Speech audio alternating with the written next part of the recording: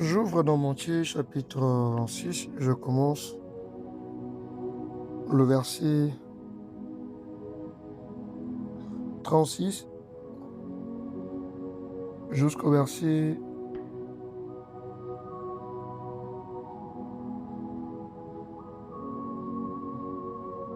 44.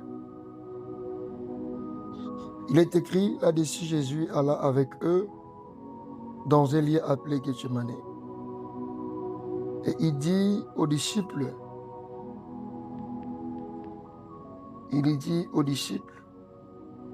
asseyez-vous ici pendant que je m'éloignerai pour prier. Il prit avec lui Pierre et les deux fils de Zébédée, et il commença à éprouver de la tristesse et des angoisses. Il leur dit alors, mon âme est triste jusqu'à la mort. Restez ici et veillez avec moi. Puis ayant fait quelques pas en avant, il se jeta sur sa face et priant ainsi, mon Père, s'il est possible que cette coupe s'éloigne de moi. Toutefois, non pas ce que je veux, mais ce que tu veux. Et il vint vers les disciples, qui le trouvant endormi. Et il dit à Pierre, vous n'avez donc pu veiller une heure avec moi? Veillez et priez afin que vous ne tombiez pas dans la tentation. Car l'esprit est bien disposé, mais la chair est faible. Il s'éloigna une seconde fois et pria ainsi, mon Père, s'il n'est pas possible que cette coupe s'éloigne sans que je la boive, que ta volonté soit faite. Il revint et le trouva encore endormi, car leurs yeux étaient apaisantis. Il les quitta et s'éloigna. Il pria pour la troisième fois, répétant le même parole. Puis il alla vers ses disciples et leur dit, vous dormez maintenant et vous vous reposez. Voici l'heure est proche et le Fils de l'homme est livré aux mains de pécheurs. Levez-vous, allons, voici celui qui me livre s'approche. Je bénis sa parole. Amen. Pendant quelques minutes, avant que nous puissions prier, dans notre prière de cette nuit, nous aimerions un peu nous exhorter. Parce que le problème ici n'est pas question de prier pendant plusieurs heures. Il n'est pas question de prier pendant plusieurs minutes. Il n'est pas question de prier pendant plusieurs jours. Parce que quelqu'un peut commencer à prier longuement, plusieurs jours, plusieurs heures. Mais si vous n'avez pas avec vous les secrets d'une prière, retenez que tu ne recevras aucune chance. J'aimerais intituler cette petite exhortation de cette manière suivante. Le secret d'une prière exaucée. Qu'est-ce qui peut faire en sorte qu'une prière puisse être exaucée par Dieu? C'est ça. Pendant les quelques minutes avant que nous puissions prier, je voulais intituler de cette manière-là ma prière ou mon exhortation. Le secret d'une prière exaucée. Nous venons de lire dans le livre de Matthieu, chapitre 26. Nous voyons notre Seigneur Jésus-Christ arriver à la fin de sa mission petit à petit. Et les moments s'approchaient afin que le Fils de l'homme soit livré. Et en voyant l'événement qui était devant lui, pour apaiser la situation, il devait se retirer quelque part pour aller prier. C'est pourquoi vous écoutez, on nous dit, il monta dans cette montagne appelée Gethsemane, avec ses disciples. Et arrivé quelque part, il dira aux autres, restez ici. Et il prend avec lui Pierre, Jacques et Jean. Et ils lui monteront ces quatre, ou peut-être au-dessus de la montagne. Et de là, quelque part aussi, il va dire à ces trois, restez ici, veillez et priez. Et lui est parti aussi, se retira pour aller prier. Mais dans la prière de Jésus-Christ, qu'il était en train de faire au Père, pendant qu'il priait, il dira au Père, il dit, Père, s'il est possible, que cette coupe s'éloigne de moi.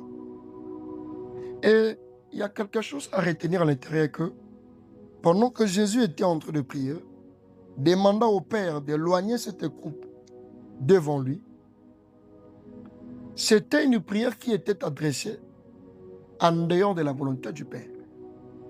Parce que la mission de Jésus, c'était quoi? De venir et mourir à la croix. Donc le but qu'il était né sur la terre, le but qu'il avait été donné à l'humanité, c'était qu'il devait venir et aller à la croix pour mourir. Mais comme aussi le prophète nous dit, ou la Bible nous dit qu'il était 100% homme, il était 100% Dieu, dans la partie humaine, plus qu'il s'approchait de la chose, il avait aussi en lui certaines peurs qui montaient au fond de son cœur. Et il s'est demandé, Seigneur, s'il est possible, que cette coupe s'éloigne de moi. Et Jésus avait compris que sa prière ne pouvait pas être exaucée auprès du Père. Pourquoi? Parce que c'était une prière qui était faite en dehors du volonté du Père. Et à la fin, lorsqu'il a compris que sa prière n'était pas exaucée, il dira, mais toutefois, non pas ma volonté, mais que ta volonté à toi soit faite. Donc ici, il y a quelque chose qui est très important et très capital à retenir. La chose est quoi? La chose est que pour qu'une prière puisse être exaucée, il y a 3 points à retenir. Le premier point, 1, il faudrait que votre prière que vous demandez à Dieu, que vous faites, ça puisse être fait dans la volonté de Dieu. Si ce que tu demandes à Dieu dans ta prière, elle est en dehors de la volonté de Dieu, sache que ta prière ne sera pas exaucée par Dieu. Parce que si le Père, le Dieu que l'on le fait, il pouvait refuser à son cher Fils, Jésus-Christ, d'exaucer sa prière, à combien plus forte raison vous et moi. Donc, les secrets d'une prière exaucée, il y a 3 points importants à retenir. Il faudra que ce que tu demandes à Dieu, ça puisse être d'abord sa volonté à lui. Quelle est la volonté de Dieu à ce que moi je demande à lui? Est-ce que c'est réellement sa volonté? Si sa volonté à lui, c'est une bonne chose. Mais si ce n'est pas sa volonté à lui, sache que ta demande sera rejetée. Mon intervention s'intitule « Les secrets d'une prière exaucée ». Première des choses, il faudra que ce que tu demandes à Dieu, ça puisse être premièrement d'abord sa volonté à lui. Par exemple, je viens dans les Saintes Écritures, une femme mariée, elle demande à Dieu, Seigneur, bénis-moi, ou Seigneur, donne-moi le travail pour que j'aille travailler. Elle dit bien une femme mariée. Et pourtant, si nous lisons dans Genèse, le chapitre 3, le verset 19, il nous a été dit,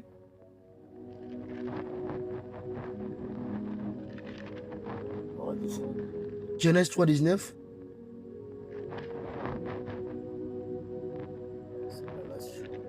non, nous remontons un peu.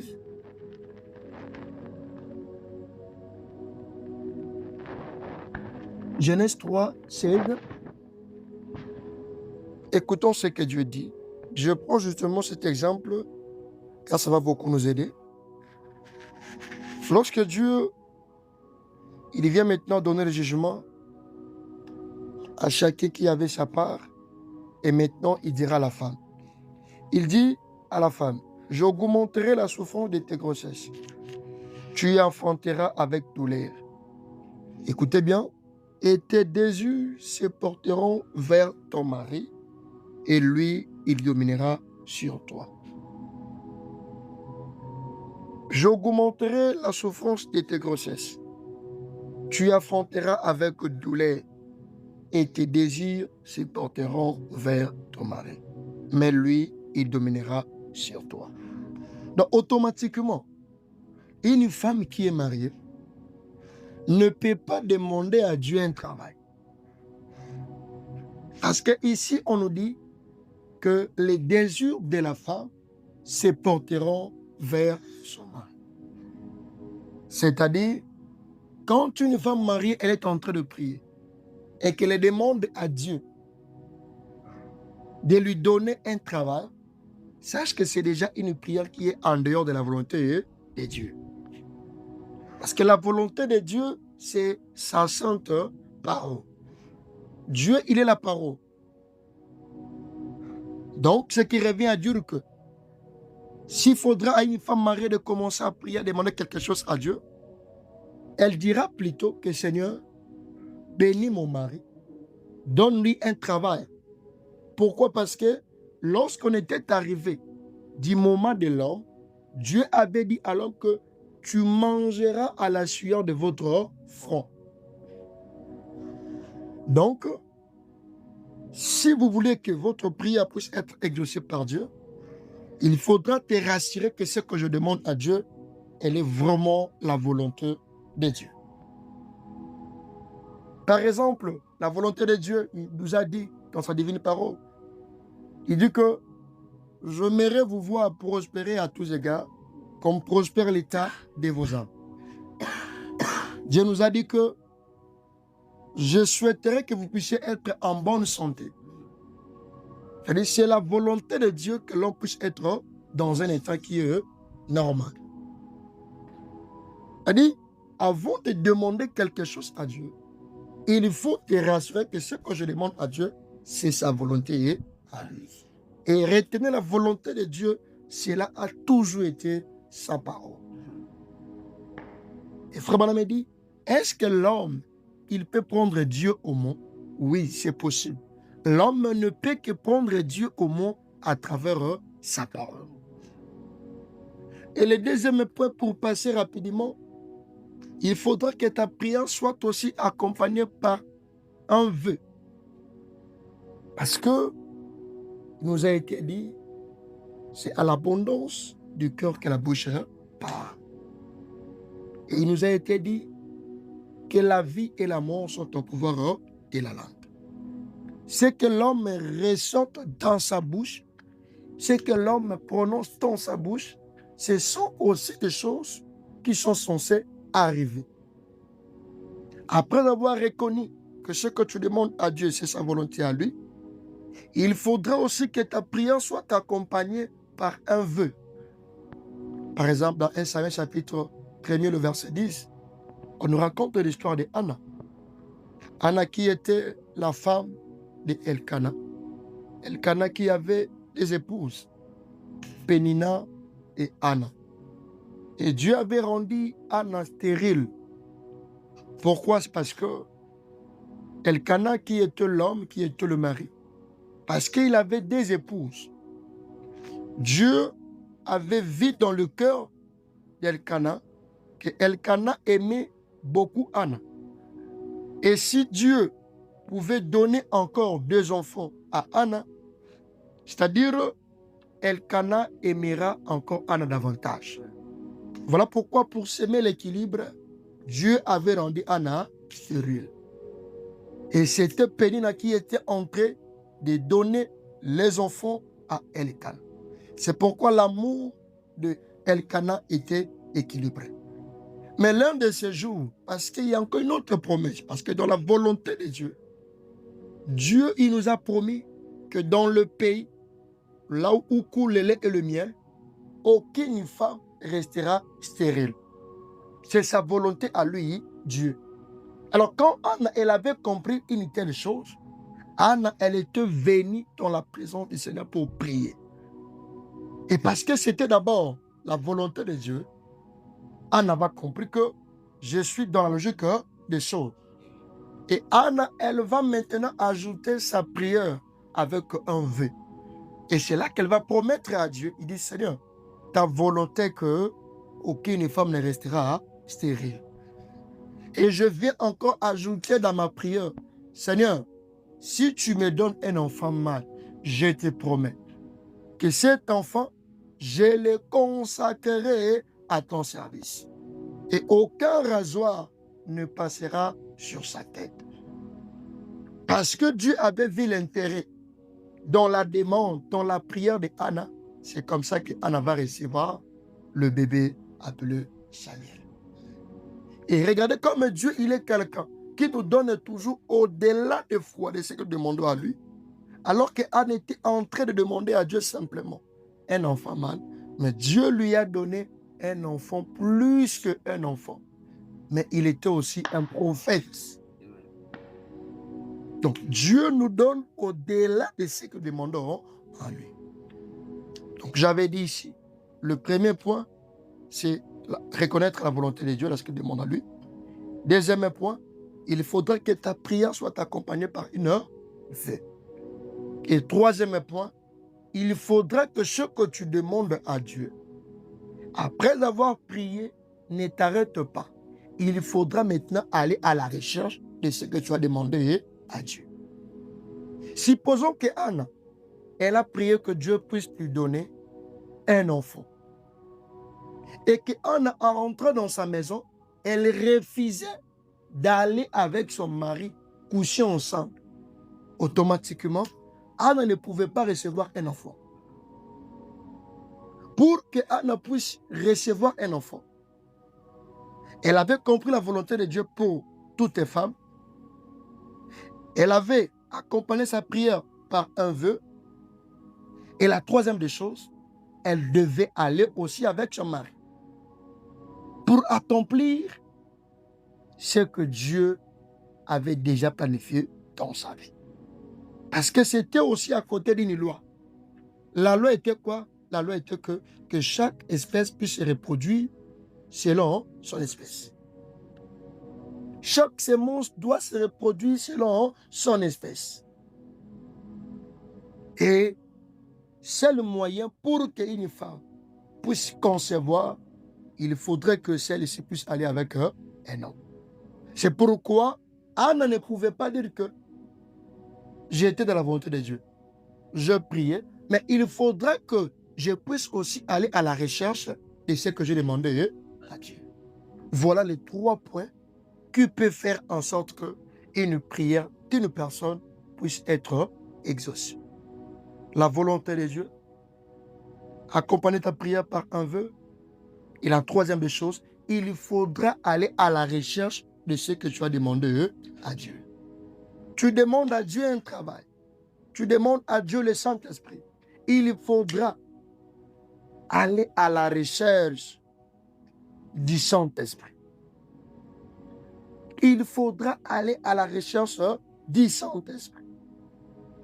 Tu demandes à Dieu un travail. Il faudra, lorsque tu as reconnu, parce que Dieu a dit que l'homme ne peut que manger à la sueur de son front, automatiquement, c'est la volonté de Dieu de te donner un travail. Maintenant, comme c'est sa volonté à lui, il faudra que ta prière soit accompagnée par un vœu. Seigneur, si tu me donnes un travail, je promets à toi que je ferai ceci, cela. Je soutiendrai ton travail. Je vais soutenir ton travail. Je vais faire ceci, cela pour toi. C'est-à-dire, tu fais de vœux. Et à la fin de compte, le troisième point, vous devez aller à la recherche du travail. Et c'est comme ça, la chose qui peut faire en sorte qu'une prière puisse être exaucée. Non pas ta volonté à toi, mais que la volonté de Dieu puisse être faite à ce que tu demandes à lui. Lorsque quelqu'un il arrive à comprendre ces choses, à comprendre ce mystère, c'est déjà une réussite totale pour lui. Et pour clôturer, je voudrais aussi ajouter une citation de Frère Branham dans la prédication expectative prêchée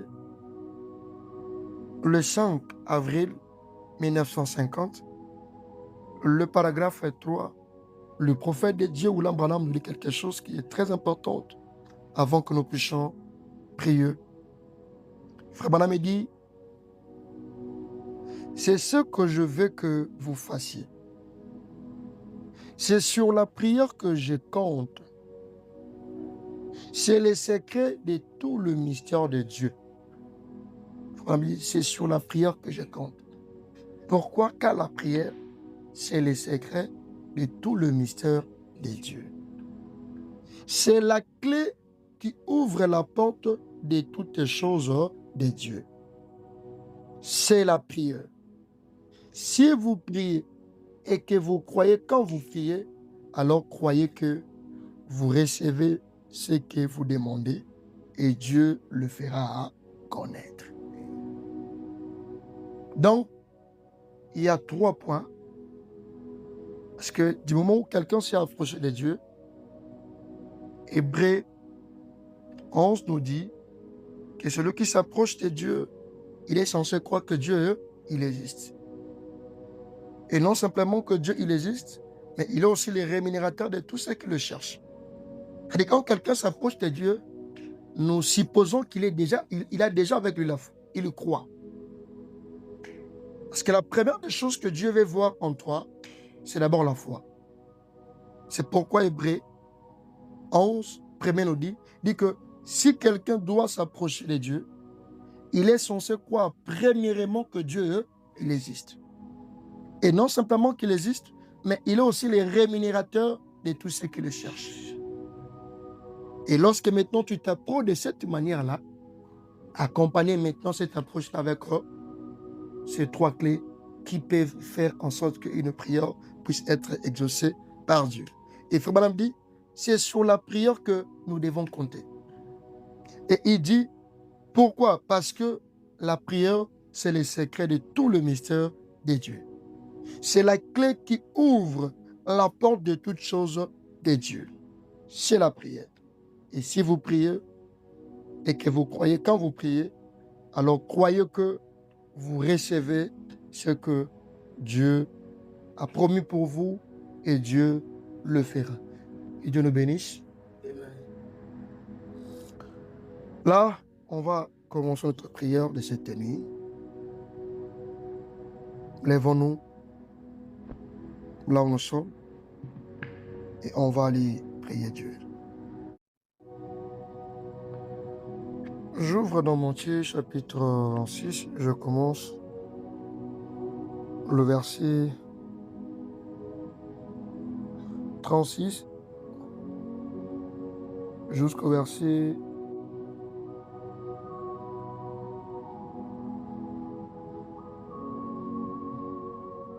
44.